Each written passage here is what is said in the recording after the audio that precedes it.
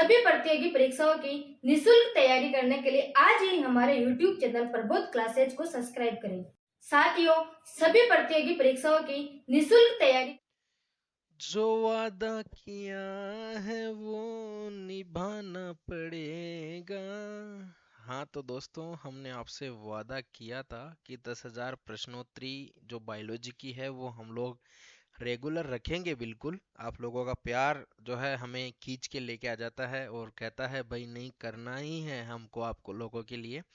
तो उसी श्रृंखला में जिसे हम लोगों ने पिछला वीडियो बनाया था और 25 जो है उस क्लास में हम लोगों ने डिस्कस कर लिए थे टेक्सोनोमी के क्वेश्चंस। अगले चरण में हम लोग टेक्सोनोमी के और क्वेश्चंस जो है वो करने वाले हैं। लगभग बहुत सारे प्रश्न जो है हम लोग करेंगे हर एक टॉपिक के, जिससे कि पूरा का पूरा टॉपिक आपका क्लियर होगा। और अगर आप ग्रेड फर्स्ट की तैयारी कर रहे हो, चाहे नीट की कर रहे हो, ग्रेड सेकंड की कर रहे हो, या फिर अन्य कोई भी एग्जाम जहां में जो ये टॉपिक से रिलेटेड प्रश्न पूछे जाते हैं वो आपके गलत नहीं हो, आप नेट तक की भी तैयारी इन प्रश्नों से कर सकते हो। तो आपको अगर प्रैक्टिस करनी है तो साथ के साथ इन प्रश्नों के उत्तर मुझे कमेंट में देते जाइएगा। उससे क्या होता है कि जब हम किसी प्रश्न का उत्तर देते हैं ना, तो वो प्रश्न हमको जो है अच्छी तरीके से याद हो जाता है। तो उसका फायदा हमको यहाँ मिलता है। कई बार कई लोग क्या है उसको स्किप करके चले जाते हैं 2 की स्पीड में। आप लोग 2 की स्पीड में देखो, कोई दिक्कत नहीं है, लेकिन इन प्रश्नों का आंसर भी आप लोग देते रहिए, ताकि हमें भी मोटिवेशन मिले, हमें लगे भाई वास्तव में कोई हमारी क्लास को देखता है। तो उससे क्या है कि हम लोग आगे बढ़ने का विचार करते हैं, है ना। तो दोस्तों, आज का अपना पहला प्रश्न, ज़्यादा बातें नहीं करेंगे, पहले प्रश्न की ओर हम लोग चलते हैं। आप लोग अपने चैनल को सब्सक्राइब कर लेना और इंग्लिश में प्रबोध क्लासेज, PRABODH CLASSES, ये क्लासेज के नाम से जो है आपका अपना टेलीग्राम चैनल भी है। वहाँ पे हम लोग इनकी PDF डाल देते हैं, चाहे वो हिंदी से रिलेटेड हो, चाहे बायोलॉजी से रिलेटेड हो, या फिर अन्य कोई भर्ती से रिलेटेड प्रश्नोत्तरी हो, मटेरियल हो, कुछ भी हो, हम लोग डालते रहते हैं आप लोगों के लिए। तो उसको भी आप लोग जाके जो है ज्वाइन कर लेना, है ना। तो अपना पहला प्रश्न आप लोग ध्यान से पढ़ेंगे और 10 से 15 सेकंड हम लोग केवल और केवल इसके जो है उत्तर की इंतजार करेंगे। उसके बाद हम लोग इसके बारे में बताएंगे, है ना। पहला प्रश्न आज का, यानी अपना 26वां प्रश्न, नील हरित शैवालों का प्रकाश संश्लेषण होता है। नील हरित शैवालों का प्रकाश संश्लेषण होता है। ध्यान से प्रश्न को पढ़िए और आराम से ऑप्शन को भी पढ़िए और इसका उत्तर मुझे दीजिए। क्या यह ऑक्सीजेनिक होता है? जो नील हरित शैवाल है उसमें क्या ऑक्सीजेनिक प्रकाश संश्लेषण होता है, या नॉन ऑक्सीजेनिक होता है, या फिर दोनों ही प्रकार का होता है, आपके नॉन ऑक्सीजेनिक और ऑक्सीजेनिक, या फिर इनमें से कोई होता ही नहीं है? बताइए प्रश्न का उत्तर। चलिए भाई, प्रश्न का उत्तर है आपके, सबसे पहले प्रश्न का उत्तर देंगे ऑक्सीजेनिक। अब हम लोग इसकी क्या करेंगे, थ्योरी के बारे में पढ़ेंगे। जो आपका BGA होता है, क्या मैं ब्लू ग्रीन एल्गी को BGA लिख सकता हूँ शॉर्ट में? क्या आपको समझ में आ रहा है? इसको नील हरित शैवाल कहते हैं, BGA कहते हैं, साइनोबैक्टीरिया कहते हैं, ये सब इनको कहते हैं। ये एक प्रकार का क्या है आपको पता है, ये जीवाणु है। जीवाणु यानी कि बैक्टीरिया है, ठीक है। रखेंगे किसमें इसको? वही मैंने बोला था कि इसको जो है मोनेरा वर्ग में रखते हैं। मोनेरा एक प्रकार का यूनिसेलुलर है। यूनि, जैसे हमने पिछली कक्षा में बात की, सेल्यूलर है। और आपके ये जो है प्रोकैरियोट्स है, प्रोकैरियोट्स, है ना। स्वपोषी है, ये स्वपोषण करता है, खुद का भोजन खुद ही बनाता है।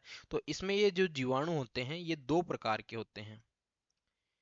एक जो जीवाणु होते हैं वो ऑक्सीजेनिक होते हैं प्रकाश संश्लेषण के आधार पे, ऑक्सीजेनिक। और एक आपकी कौन सा होता है, नॉन ऑक्सीजेनिक, नॉन ऑक्सीजेनिक,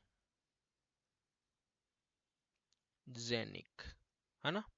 तो आपका जो BGA है ये एक प्रकार का ऑक्सीजेनिक बैक्टीरिया है। कौन सा है? ऑक्सीजेनिक बैक्टीरिया है, क्योंकि इसको जो है प्रोडक्ट के रूप में जो उत्पाद है, इसका जो उत्पाद है दोस्तों, उत्पाद या प्रोडक्ट है वो ऑक्सीजन होता है। किस प्रकार से? देखो, जो आपका CO2 होता है ना, वो किससे क्रिया करता है? यहाँ पे जल से क्रिया करता है, H2O से। किससे? जल से क्रिया करता है। और ये आपके प्रकाश की उपस्थिति में काम करता है, आपको पता है। और यहाँ पे जो है पिगमेंट लिख दो, कोई भी पिगमेंट इसमें जो भी होता होगा, क्लोरोफिल या फिर, है ना। और यहाँ पे जो है ये बना देगा ग्लूकोज C6H12 और O6। इसका फॉर्मूला था ना, ये ग्लूकोज है, ध्यान रखना, ग्लूकोज। और फिर क्या निकाल देता है, ऑक्सीजन उत्पाद के रूप में निकालता है। तो ये आपने क्या हो जाएगा आंसर, ऑक्सीजेनिक प्रकार का जो है वो आपके क्या हो जाएगा, प्रकाश संश्लेषण इसमें होता है। बहुत बहुत इंपॉर्टेंट प्रश्न है, पूरे की पूरे मैंने आपको इसके बारे में बता दिया। बहुत सारी चीजें मैं हाथों हाथ डिस्कस कर लेता हूँ ना, तो ऐसी दिक्कत नहीं आएगी आपको। बात करें 27वें प्रश्न की। 27वां प्रश्न क्या है बताओ मुझे। 27वें प्रश्न का उत्तर हम लोग देंगे, एक मुक्त जीवी जीवाणु। क्या बोल रहा है, एक मुक्त जीवी, है ना, जीवाणु, वायवीय, मुक्त जीवी वायवीय जीवाणु हो सकता था, है ना, वायवीय जीवाणु जो स्वतंत्र रूप से नाइट्रोजन का स्थिरीकरण करता है। क्या ये एजोबैक्टर होते हैं, क्या ये राइजोबियम होते हैं, या क्लास्ट्रीडियम बोटुलिनम होते हैं, या स्टेप्टोमाइसीज होते हैं। बताओ इसका आंसर। एक मुक्त जीवी जीवाणु जो वायवीय जो स्वतंत्र रूप से नाइट्रोजन स्थिरीकरण करता है, नाइट्रोजन फिक्सेशन का कार्य। एक ऐसा जीवाणु जो नाइट्रोजन फिक्सेशन का कार्य करता है स्वतंत्र रूप से। अपना प्रश्न ये है, तो इसका ऑप्शन क्या हो जाएगा, एजोबैक्टर, राइजोबियम, क्लास्ट्रीडियम बोटुलियम और स्टेप्टोमाइसिन। बताइए इसका, और आंसर दिया करिए, है ना, कमेंट में आंसर दिया करिए। चलो इसका आंसर दे देते हैं हम लोग। इसका जो है आंसर एजेटोबैक्टर हो जाएगा। कौन सा हो जाएगा, एजेटोबैक्टर। एजेटोबैक्टर जो है वो इसका आंसर हो जाएगा। साथ में ये एक प्रकार का क्या है, मुक्त जीवी वायु वायुवीय जीवाणु है, वायुवीय जीवाणु है। मेरी जीभ थोड़ी सी लपलपाती ज्यादा है ना। और इसके साथ ये एजेटोबैक्टर, और इसके अलावा एक और ऑप्शन में आपको दे सकते हैं कभी कभी, जैसे तो बेजर्नी, क्या होता है, बेजर्नी किया। ये जो बेजर्नी किया है ये भी एक प्रकार का मुक्त जीवी वायवीय जीवाणु है ना। अब ये जो है इसमें ये आपके एजेटोबैक्टर है ना, ये नाइट्रोजिनेन, क्या, नाइट्रोजेनेन एंजाइम का प्रोडक्शन करता है, एंजाइम। और ये नाइट्रोजेनेन एंजाइम जो है ना, ये आपके N2 को जो है अमोनिया में बदल देता है। तो नाइट्रोजन का क्या हो जाएगा, फिक्सेशन हो जाएगा, स्थिरीकरण, जिसको हम लोग बोलते हैं, स्थिर हो जाएगी नाइट्रोजन, है ना। तो वायुमंडलीय नाइट्रोजन को जो है किस में बदल देता है, NH3 में बदल देता है, एजेटोबैक्टर इसका अपना आंसर हो जाएगा। ठीक है, 27वें का। बात करते हैं 28वें की, मदिरा। मदिरा किसकी बात कर रहा है, शराब की। हाँ शराबियों, आपके लिए प्रश्न है, आपके लिए प्रश्न है शराबियों। मेरे सभी शराबी भाइयों को जो है इस प्रश्न को मैं क्या बोलते हैं उसको देता हूँ, है ना। बताओ, ये आप लोग शराब पीते हो ना, बताओ इसका खट्टी होने का क्या कारण है। आंसर है मदिरा के, ऑप्शन क्वेश्चन है मदिरा के खट्टी होने का क्या कारण है। और जो जो शराबी है ना वो तो बता देना भाई, है ना, नहीं बताए तो देख लेना, कसम होगी तुमको। फिर क्या मतलब है तुम्हारे शराब पीने का, बताओ है। मदिरा के खट्टी होने का क्या कारण है। क्या गर्मी से खट्टी होती है, क्या वायवीय जीवाणुओं से खट्टी होती है, क्या अवायवीय जीवाणु से खट्टी होती है, या फिर प्रकाश में रख देते हैं तो खट्टी हो जाती है। बताओ, बताओ भाई। चलो इसका आंसर मैं ही दे देता हूँ, आप लोगों के पास तो क्या पता है कि नहीं है। आप लोग जो नहीं दे रहे हैं आते हुए भी, तो फिर गलत बात है। आपकी जो मदिरा होती है ना, मदिरा, मदिरालय, मदिरा, मदिरा कहाँ मिलती है, मदिरालय में।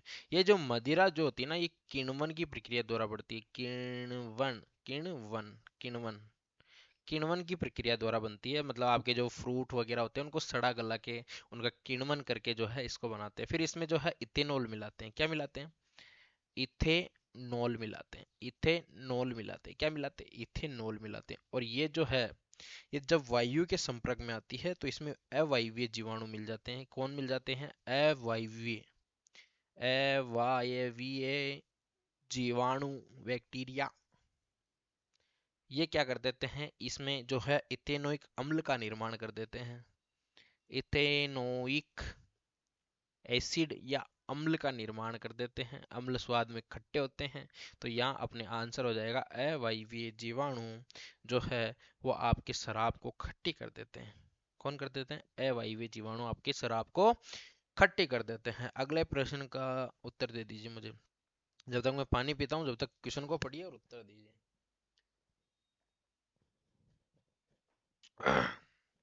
पानी पीते रहना चाहिए ना टाइम टाइम पे। डिहाइड्रेशन रहता है, बॉडी का मेटाबॉलिज्म सही रहता है। वैसे मेरा गलत ही रहता है हमेशा। बात करें निम्नलिखित में से कौन CO2 यानी कार्बन डाइऑक्साइड को किस में बदल देता है? कार्बोहाइड्रेट में। यानी CO2 को किस में? कार्बोहाइड्रेट में जो है कन्वर्ट करता है। 29 प्रश्न है, 29वां। 28वां नहीं आएगा, आ गया 28 आ गया। 29वें प्रश्न को जो CO2 जो है आपकी कार्बन डाइऑक्साइड, इसको कार्बोहाइड्रेट में कौन स्थिर कर देता है या बदल देता है, ऐसे मान सकते हैं। तो क्या राइजोबियम? नहीं भाई, राइजोबियम तो आपके नाइट्रोजन स्थिरीकरण करता है ना, नाइट्रोजन स्थिरीकरण, यानी नाइट्रोजन को फिक्सेशन करता है ना, स्थिरीकरण। ठीक है। आपके बेसिलस, बेसिलस आपके बेसिलस क्या काम करता है बताऊं? बेसिलस दूसरे जीवाणु पर निर्भर होता है ना। ये भी आपके जो है ये खुद का काम तो करता ही नहीं है, तो ये दूसरे जीवाणु पर क्या रहता है? दूसरे जीवाणु पर निर्भर। ये तो दूसरे, और जो इकोलाई है ये तो खुद ही परजीवी है, परजीवी है। हाँ, ये आपका आंसर हो सकता है। ये आपका आंसर हो सकता है रोडोस्पाइरिलम। ये जो रोडोस्पाइरिलम होता है ना, इसमें आपके प्रकाश संश्लेषण की क्रिया होती है। क्या होती है? प्रकाश संश्लेषण की क्रिया होती है, और इस क्रिया के कारण ही आपके क्या बन जाता है बताओ? इस क्रिया के कारण ही आपके क्या बन जाता है? कार्बोहाइड्रेट में को स्थिर कर दिया जाता है। ठीक है। तो 29 का अपना रोडोस्पाइरलम यानी 4 नंबर ऑप्शन हो जाएगा। 5वें प्रश्न। ये जो जीवाणु होते हैं ना, ये सबसे प्रचुर स्रोत है, जीवाणुओं का सबसे प्रचुर स्रोत है। यानी जीवाणु सबसे ज्यादा कहाँ पाए जाते हैं भाई? बताओ। ये तो बिल्कुल सिंपल आंसर है यार, बच्चे आंसर देते हैं। क्या वायु में पाए जाते हैं? क्या मृदा में? क्या जल में, या फिर दूध में? बताओ। अरे भाई, बैक्टीरिया क्या सबसे ज्यादा वायु में पाए जाते हैं, क्या जल में पाए जाते हैं, या दूध में, या फिर मृदा में? तो चारों में से एक आंसर। 30वें नंबर का प्रश्न आंसर दे दीजिए। कंप्यूटर की स्क्रीन पे है, ध्यान सबका इसी स्क्रीन पे होना चाहिए। गलत इधर उधर ध्यान गया तो मम्मी की कसम लगेगी, ध्यान रखना। समझ रहे हो? ठीक है भाई, अब इसका आंसर हम ही लोग दे देते हैं, आप लोग इतने महान नहीं हैं मुझे पता है। मृदा। मृदा जो है उसमें सबसे ज्यादा प्रचुर मात्रा में आपके जीवाणु पाए जाते हैं, और जीवाणु जो है वो क्या होते हैं? यूनी सेलुलर होते हैं, यानी एक कोशिकीय होते हैं। साथ में आपके जो जीवाणु है ये प्रोकैरियोट्स होते हैं। कैरियोट्स क्या होते हैं? प्रोकैरियोट्स होते हैं। फिर आपके इसमें जो है कोशिकांग नहीं पाए जाते हैं। आपके जब टेक्सोनॉमी पढ़ते हैं ना, उसमें भी हम लोग बैक्टीरिया को पढ़ते हैं सबसे पहले, है ना, ये भी ध्यान रखना। तो इसीलिए मैंने इसमें डाला है। और इनका जो पोषण स्तर है, ये सबसे ज्यादा कहाँ होता है? मृदा में होता है। मृदा में इनको खाने पीने को मिल जाता है भाई, है ना। तो इसीलिए जो ये मृदा में है, सार्वत्रिक सबसे ज्यादा पाए जाते हैं, है ना। तो अपने आंसर क्या हो जाएगा? 2 नंबर अपना आंसर हो जाएगा। 31वें पे चलो भाई। अभी तक 6 प्रश्न हुए हैं भाई, है ना। जाना मत भाग के, सब प्रश्नों को पढ़ना। एक एक मस्त प्रश्न है। सबसे पहले, सबसे आदिम मोनेरियम। अरे भाई, सबसे प्राचीन मोनेरियन कौन है? मोनेरियन, यहाँ पे मोनेरियन से क्या मतलब है? मोनेरा। दे दो इसका तो आंसर दे दो। इसका तो मुझे पता है, आप लोग दे दोगे। क्या आर्की बैक्टीरिया, क्या यू बैक्टीरिया, या फिर फिलामेंटस बैक्टीरिया, या फिर साइनो बैक्टीरिया? साइनो बैक्टीरिया है कि फिलामेंटोस बैक्टीरिया है कि यू बैक्टीरिया है कि आर्की बैक्टीरिया है? तो इसका आंसर हो जाएगा 31 नंबर। 1 number answer. जो सबसे आदिम मोनेरियन है ना, ये आर्की बैक्टीरिया है, सबसे पुराने। 32वां बताओ। जीव जो अपचयित अकार्बनिक पदार्थों के ऑक्सीकरण से ऊर्जा प्राप्त करता है।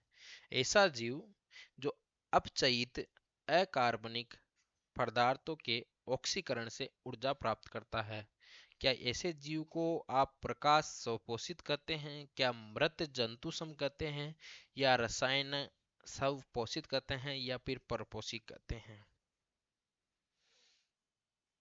आपको बताइए अकार्बनिक पदार्थ क्या होते हैं, जिसमें आपके कार्बन नहीं हो, हाइड्रोजन नहीं हो, ऑक्सीजन नहीं हो, ये नहीं हो ना, वो क्या हो जाते हैं, अकार्बनिक पदार्थ। और अपचयित, है ना, अपचयित की बात कर रहा है।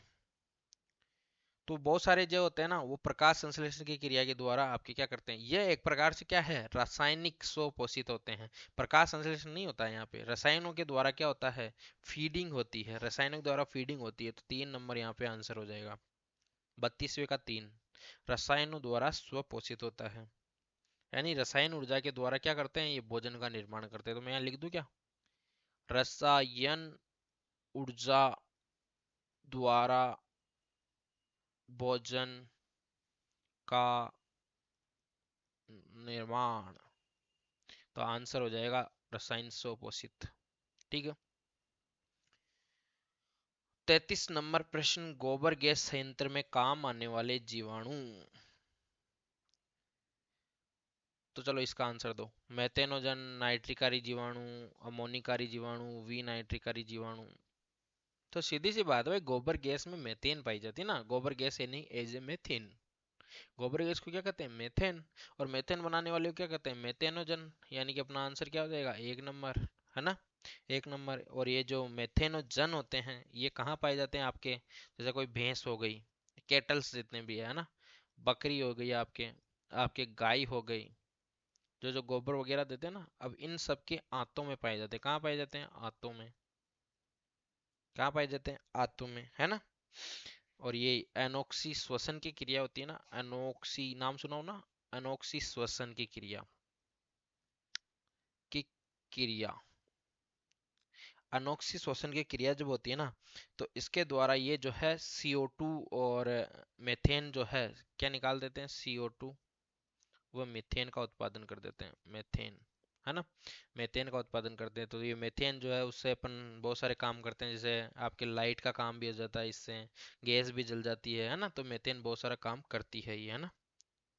ठीक है ना, क्वालिटी अच्छी आ रही है ना। चलो चलो चलो चलो, इसका आंसर दे दिया आप लोगों ने। अगले प्रश्न की ओर चलते हैं। 34वां प्रश्न, प्लाज्मिड क्या है। अरे भाई, ये तो सबसे सिंपल है। और ये तो मैं जब बायोटेक्नोलॉजी पढ़ाऊंगा ना, तो प्लाज्मिड का पूरा छीतड़ा उखेड़ दूंगा, है ना, सब कुछ बता दूंगा प्लाज्मिड में। वैसे आज भी सब कुछ बताने वाला हूँ मैं, है ना। एक प्रकार के क्या विषाणु है क्या प्लाज्मिड, क्या नए प्रकार के सूक्ष्म जीवी है प्लाज्मिड, क्या जीवाणु का अतिरिक्त गुणसूत्री पदार्थ है ये, क्या जीवाणुओं के आनुवांशिक पदार्थ होते हैं क्या। देखो, इसका आंसर मुझे दे देना, और इसका आंसर सही आना चाहिए आप लोगों का, है ना। जो आपके प्लाज्मिड होता है ना, जैसे ये एक बैक्टीरिया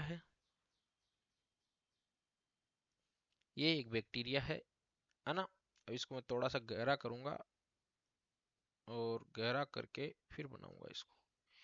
तो ये आपके क्या हो जाएगा, प्लाज्मिड हो जाएगा, है ना। क्या हो जाएगा, प्लाज्मिड हो जाएगा। और यहाँ जो है, ये आपके क्या हो जाएगा, बताओ, ये आपके DNA हो जाएगा। ठीक है। तो ये प्लाज्मिड क्या है, एक प्रकार का अतिरिक्त गुणसूत्री पदार्थ है। क्या है, अतिरिक्त, मोटा ज्यादा हो गया ना पेन, इसको थोड़ा और बारीक बारीक कर लेते हैं। अतिरिक्त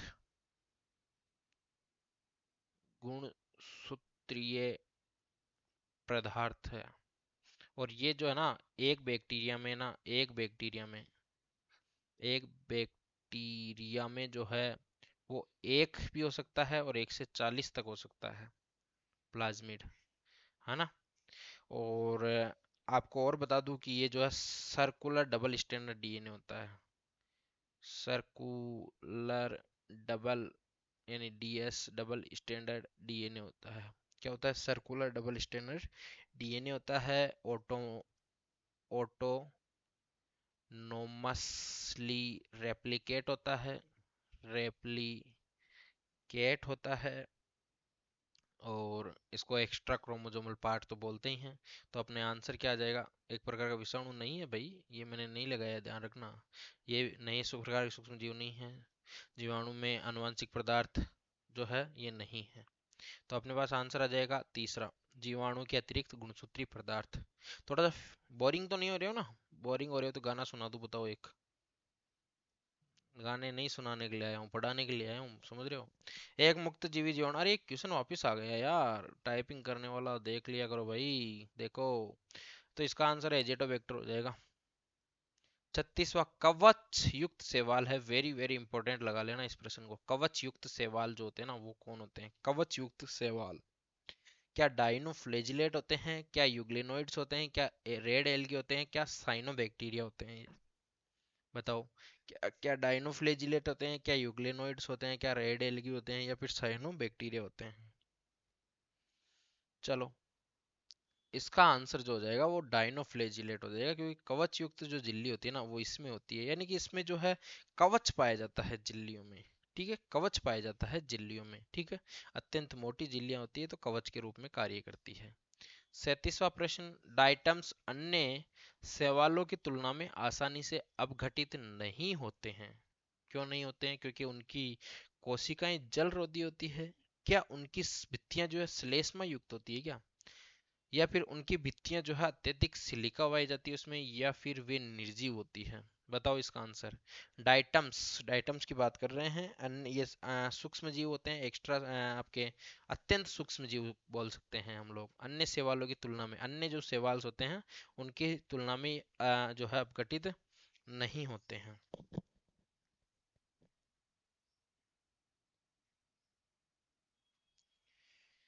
आपको पता है ये जो डाइटम्स होते हैं ना, इसकी भित्ति जो होती है ना, भित्ति भीत, अरे भित्तियां, इसकी जो भित्तियां होती है ना, ये सिलिका की बनी होती है, और सिलिका अत्यंत कठोर मटेरियल होता है भाई। क्या होता है? अत्यंत कठोर होता है, इसीलिए अपघटित नहीं होता है। इसके बारे में और आगे के प्रश्न में चर्चा कर ही लेंगे। तो इसका आंसर हो जाएगा आपके उनकी भित्तियों में, इनकी या उनकी जो भी मान लो, उनकी भित्तियों में जो अत्यधिक सिलिका होती है ना। अत्यधिक क्या होती है? सिलिका होती है, और ये सिलिका बाद में जब मृदा के रूप में बन जाती है ना, तो इसे किसेलगर कहते हैं। क्या कहते हैं? किसेलगर, या फिर डाइटम्सी मृदा कहते हैं। यही अगला प्रश्न, डाइटम्स कवच किसका बना होता है? भाई सिलिका का बना होता है, अभी अभी तो बताया। डाइटम्स कवच किसका बना होता है? सिलिका का। ये कैल्शियम कार्बोनेट का नहीं होता है, केरेटिन का नहीं होता है, कैल्शियम ऑक्जिलेट का नहीं होता है। ध्यान रखना, यहाँ पे एक नंबर आंसर आ जाएगा। डाइटम्स का जो है कवच किसका बना होता है? सिलिका का बना होता है। बात करें, अभी अभी मैंने बताया किसलगर जो एक उष्मारोधी पदार्थ है। किसलगर क्या है? सबसे पहले ये लाइन याद कर लो। किसलगर जो है एक उष्मारोधी पदार्थ है। क्या है? उष्मारोधी पदार्थ है भाई, किसलगर, है ना। और ये किससे प्राप्त होता है? बताओ, किससे प्राप्त होता है ये? क्या रेड एल्गी से, क्या ब्राउन एल्गी से, क्या डाइटम से, या फंगाई से? अभी भी थोड़ी देर पहले मैंने इससे पहले वाले प्रश्न में चर्चा की है किसलगर की। बताओ। आपको पता है रेड एल्गी कौन किस में आता है? रोडोफाइसी में आता है, रोडोफाइसी में आता है, रोडोफाइसी में आता है। आपके जो ब्राउन एल्गी है ये फियोफाइसी में आता है, फियोफाइसी में आता है। फंजाई तो फंजाई में ही आएगा। ये जो डाइटम्स आते हैं, डाइटम्स, ये ये आपके क्राइसोफाइसी में आते हैं, क्राइसोफाइसी, है ना। ये जो डाइटम्स होते हैं ना, ये आपके एक किससे प्राप्त होते हैं? डाइटम से प्राप्त होता है क्या? किसलगर। और जो किसलगर जो होता है ना, किसलगर, किसलगर, किसलगर की बात कर रहा हूँ, इसको डाइटोमाइट्स भी बोलते हैं, डाइटोमाइट्स। दिख तो रहा ना मेरे पीछे लिखा हुआ? मैं देख लेता हूँ एक बार, फिर नहीं दिखे, नहीं दिख रहा है भाई, यहाँ लिख लेता हूँ। ये क्या होता है? डाइटोमाइट्स होते हैं, डाइटोमाइट्स होते हैं एक प्रकार के, ठीक है। तो जो किसलगर जो होते हैं ना, ये बाद में क्या करते हैं? किसलगर नहीं, ये डाइटम्स जो होते हैं ना, ये मृत हो जाते हैं ना। ये पहले तो सरफेस पे होते हैं, फिर मृत हो जाते हैं, फिर मृत होके ये जो समुद्र में जो है, समुद्र में चट्टानों का निर्माण कर देते हैं। फिर इनको निकाला जाता है, छाना जाता है। ये एक प्रकार का इसका जो है, वो छान के इसको क्या बनाते हैं? सफेद पाउडर के रूप में बना लेते हैं, और ये काम में लिया जाता है। उष्मारोधी पदार्थ होता है ये, है ना, एक प्रकार का, जो आपकी भट्टियों वगैरह में काम में लिया जाता है, क्योंकि ये जल्दी नहीं जलता, उष्मा का जो है अवरोधक होता है ना। तो ध्यान रखना इसके बारे में। मृत अवशेष होते हैं एक प्रकार के। आपको, आप इसको जो है क्या बोल सकते हो? आप इसको एक प्रकार से क्या बोल सकते हो? बताओ, याद क्यों नहीं आ रहा अभी का भी? इस प्रकार जो है आप इसको एक प्रकार से फॉसिल्स बोल सकते हो। क्या बोल सकते हो? फॉसिल्स बोल सकते हो, ठीक है, डाइटम के मृत अवशेष कहलाते हैं। अरे भाई अभी तो बताया, किसेलगर किसेलगर किसेलगर डाइटम्स के मृत अवशेष होते हैं किसेलगर। ठीक है, 40वां प्रश्न का आंसर किसेलगर। चलिए 41वां, प्रतिजैविक को मुख्यतः प्राप्त करते हैं। जो प्रतिजैविक होते हैं ना, क्या जीवाणु से प्राप्त होते हैं क्या? क्या विषाणु से, क्या कवकों से, या फिर आवर्त बीजियों से? जो प्रतिजैविक जो होते हैं वो किससे प्राप्त होते हैं? प्रतिजैविक एंटीबॉडी किससे प्राप्त होते हैं? प्रतिजैविक बताओ। जो प्रतिजैविक होते हैं ना, ये आपके जीवाणु से प्राप्त होते हैं। किससे? जीवाणु से प्राप्त होते हैं। आप लोगों ने बायोटेक्नोलॉजी पढ़ी होगी ना, तो बायोटेक्नोलॉजी पढ़ी है तो उसमें पता है प्रतिजैविक कहाँ से प्राप्त होते हैं। सब कुछ बताऊंगा मैं जब बायोटेक्नोलॉजी पढ़ाऊंगा, है ना। चलो अगला प्रश्न है, डाइटमी मृदा का उपयोग भट्टियों बॉयलरों में उष्मारोधन के लिए किया जाता है। अब बताओ, एक ही प्रश्न को कितनी बार घुमा के दे सकता है एग्जामिनर? इसका सबसे बढ़िया जो है वो आपके पास एग्जाम्पल होना चाहिए। जो डाइटम्स होते हैं ना, उसकी भित्तियों में कैल्शियम का जमाव, अरे कहाँ से होगा डाइटम्स भाई? डाइटम्स की भित्तियां किसकी बनी होती है? सिलिका की बनी होती है। सिलिका दृढ़ आवरण होता है। 3 प्रकार की साबुदानी साबुनदानी जो होती है ना, उसके प्रकार से होती है, उस प्रकार की दिखाई देती है आपके, है ना। डाइटम्स की जो भित्तियां ना, वो कैल्शियम का जमाव नहीं होता है। डाइटमी मृत्तिका सस्ती, अरे कहाँ से सस्ती होगी? इसको तो आपको पता है, समुद्र के अंदर से निकाला जाता है, छाना जाता है। उष्मा का अरे उष्मा रोधी बता रहा है ना, उष्मा का अच्छा चालक कहाँ से? तो इसमें जो भट्टियों का उष्मा रोधन के लिए उपयोग किया जाता है, ये क्योंकि इसमें जो भित्तियां होती है सिलिका की बनी होती है भाई। किसकी बनी होती है? सिलिका की बनी होती है डाइटमी आपके मृत्तिका। एक प्रकार की फॉसिल्स होती है। और सब कुछ मैंने आपके इसके बारे में बताया है ना। छाना जाता है, सब कुछ मैंने आपको इसके बारे में बता दिया है। मुक्त जीवी जीवाणु जो नाइट्रोजन स्थिरीकरण करता है वह कहाँ पाया जाता है? कोई भी मुक्त जीवी जीवाणु जो नाइट्रोजन का स्थिरीकरण करता है कहाँ पाया जाएगा? अरे भाई अभी तो मैंने एक बात आपको भी थोड़ी देर पहले मैंने बताया कि जो बैक्टीरिया होते हैं ना, बैक्टीरिया, अभी देखो बहुत सारे प्रश्न ऐसे घूम घूम के आते हैं, तो इन प्रश्नों को सजोना बताना एक बड़ी बात होती है। आप लोग सोचते हो ना कैसे प्रश्न है भाई, ये प्रश्न बहुत महत्वपूर्ण है आप लोगों के लिए। ऐसा मान लो परोसा हुआ नाश्ता है, नाश्ता है, नाश्ता कर लो भाई, है ना। इसको मजा लो, मजा लो इसका। बात करें हम लोग 43वां, मृदा। मृदा में सबसे ज्यादा बैक्टीरिया पाया जाता है। तो आपको पता है नाइट्रोजन स्थिरीकरण ही कहाँ होता है? नाइट्रोजन स्थिरीकरण ही मृदा में होता है। ठीक है, दूध के खट्टे होने का कारण बताओ। क्या ऑक्सी श्वसन जीवाणु करते हैं, या अनोक्सी श्वसन जीवाणु करते हैं, या उपरोक्त दोनों हैं, या फिर उपरोक्त में से कोई नहीं है? बताओ। इस प्रश्न का आंसर अगर आप लोगों ने दे दिया है तो मजा आ जाएगा। 44वां, मैं पानी पी लेता हूँ। जब तक पानी पी लेता हूँ आप लोग मुझे इसका आंसर दोगे। साथियों, सभी प्रतियोगी परीक्षाओं की निशुल्क तैयारी करने के लिए आज ही हमारे YouTube चैनल प्रबोध क्लासेज को सब्सक्राइब करें। साथियों, सभी प्रतियोगी परीक्षाओं की निशुल्क तैयारी। हाँ भाई बताओ, बताओ दूध के खट्टे होने का क्या कारण है? आपको पता है जो दूध जो होता है ना, दूध, ये जो दूध होता है ना, इस दूध में एक शर्करा पाई जाती है जिसको लैक्टोस शर्करा बोलते हैं। क्या बोलते हैं? लैक्टोस शर्करा। लैक्टोस शर्करा बोलते हैं। इस दूध में क्या होते हैं? लैक्टोस शर्करा होते हैं, जिसको आपको पता है जामन देते हैं ना अपन, जामन, जामन जानते हो, जामुन ही बोलते हो ना भाई। दूध को दही में परिवर्तन करने के लिए एक जीवाणु होता है लैक्टोबैसिलस। क्या होता है? Lactobacillus, lactobacillus, lactobacillus. ये दूध को दही में क्या करता है? दही में परिवर्तित कर देता है। ठीक है, अब ये जो यानी कि लैक्टिक एसिड में, लैक्टिक एसिड बोलेंगे। तो ये लैक्टिक एसिड किस को किस में परिवर्तित, लैक्टोज को जो है लैक्टिक एसिड में कौन परिवर्तित करता है? लैक्टोबैसिलस। और ये जो लैक्टोबैसिलस होता है ये अनोक्सी जीवी जीवाणु होता है ना। तो दूध को खट्टे कौन करता है? ये अनोक्सी जीवी जीवाणु करता है। तो अपना आंसर 2 नंबर आ जाएगा। अगले प्रश्न का उत्तर दे दीजिए भाई। जीवाणु की कोशिका झिल्ली बनी होती है। अरे इससे सिंपल प्रश्न तो कोई हो ही नहीं सकता है। और ये जीवाणु टेक्सोनोमी में आते हैं। तुम लोग बोलोगे कि यार जीवाणु में टेक्सो, अरे भाई आते हैं, ठीक है, ध्यान रखना, सबसे पहले यही पढ़ते हैं हम लोग, है ना। जिसने नहीं पढ़ा है वो, जो पढ़ रखा है उसको तो पता ही है ना।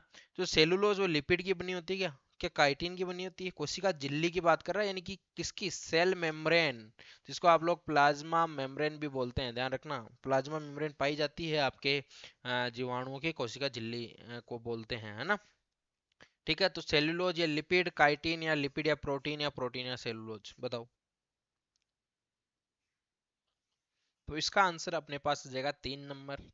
जो ये आपके सेलुलोज की जो बनी होती है ना, ये पादपों की बनी होती है, पादपों की, सेल्यूलोज की, है ना। और काइटिन किसकी बनी होती है बताओ? कवकों की। कवकों जी की जो कोशिका भित्ति है वो काइटिन की बनी होती है, ठीक है। कोशिका झिल्ली की बात है ना। आगे बात करते हैं, कवच समान कोशिका भित्ति तथा द्विकशापी की कोशिकाएं किस वर्ग की विशेषता है? क्या क्राइसोफाइटा की है, या पायरोफाइटा की है, यूग्लिनोफाइटा की है, साइनोफाइटा की है? ये जो पायरोफाइटा है, इसकी जो कोशिका भित्ति है, कोशिका भित्ति किसकी? पायरोफाइटा की, है ना। ये आपको पता है एक प्रकार का जो है ये आपके द्विकशापी कोशिकाएं और कोशिका भित्ति जो है ये क्या है? इसकी जिसकी कवच समान किसकी होती है? जो प्रोटिस्टा वाले जीव होते हैं ना, प्रोटिस्टा, प्रोटिस्टा में जो जीव होते हैं ना, उसकी जो कोशिका भित्ति होती है ना, वो आपके कवच समान होती है ना। कवच समान होती है, ध्यान रखना। और इसमें क्या पाई जाती है? दो कशिका, कसाबी, कसाब पाए जाते हैं, दो कसाब। तो दो कसाब पाए जाते हैं, इसलिए इसे द्विकशापी कोशिकाएं बोलते हैं, ठीक है। और कवच के समान जो है कवच सेवाल बोलते हैं, जो पायरोफाइट होते हैं ना, इसका आंसर हो जाएगा पायरोफाइट, ठीक। इसकी कोशिका भित्ति जो है वो कवच के समान होती है, ठीक है। 22वां, जीवाणु की कशाभिकाएं बनी होती है, बताओ। जीवाणुओं की कशाभिकाएं किसकी बनी होती है? प्रोटीन की बनी होती है, सीधी सी बात है। पोषण के आधार पर जीवाणु होते हैं, पोषण के आधार पर विषम पोषी भी होते हैं और स्वपोषी भी होते हैं, दोनों ही प्रकार के होते हैं जीवाणु। विषम पोषी यानी दूसरों पर निर्भर करते हैं, स्वपोषी यानी खुद का भोजन खुद बनाते हैं। आपके साइनोबैक्टीरिया देख लो, नीलहरी शैवाल, है ना, क्या करते हैं? प्रकाश संश्लेषण की क्रिया करते हैं, ऑक्सीजन का निष्कासन करते हैं। अभी थोड़ी देर पहले ही तो बताया है। प्रकाश संश्लेषण नहीं होते हैं, रसायन संश्लेषण नहीं होते हैं, उपरोक्त में से कोई नहीं होता ही नहीं है। आज का सेकेंड लास्ट प्रश्न, किसके लाक्षणिक संचित पोषण वसा व ल्यूकोसिन होते हैं? किसके लाक्षणिक यानी लक्षण संचित पोषण वसा के रूप में एवं ल्यूकोसिन के रूप में होता है, बताओ। जो आपके डाइटम्स होते हैं ना, डाइटम्स, इसका जो संचित भोजन होता है ये वसा के रूप में और ल्यूकोसिन के रूप में होता है। तो आंसर हो जाएगा 3 नंबर। 25वां प्रश्न, मृदा की उर्वरकता। अरे भाई हर बच्चे की जबान पे रहता है इसका। भी नाइट्रोजन जीवाणु होता है क्या? प्लाज्मा लेमा होता है क्या? कोशिका झिल्ली, ये तीनों ही नहीं होते हैं।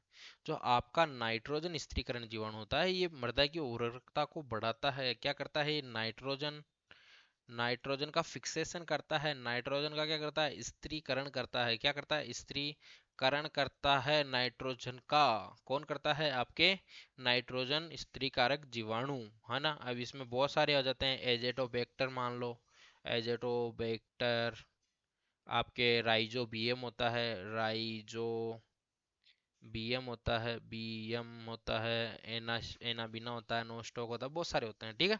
तो भाई आज के 50 क्वेश्चनों पर हम लोगों ने चर्चा की। मिलते हैं अगले वीडियो में, तब तक के लिए राम राम सा। आप लोग यूं ही हंसते रहिए, मुस्कुराते रहिए, तब तक के लिए राम राम सा।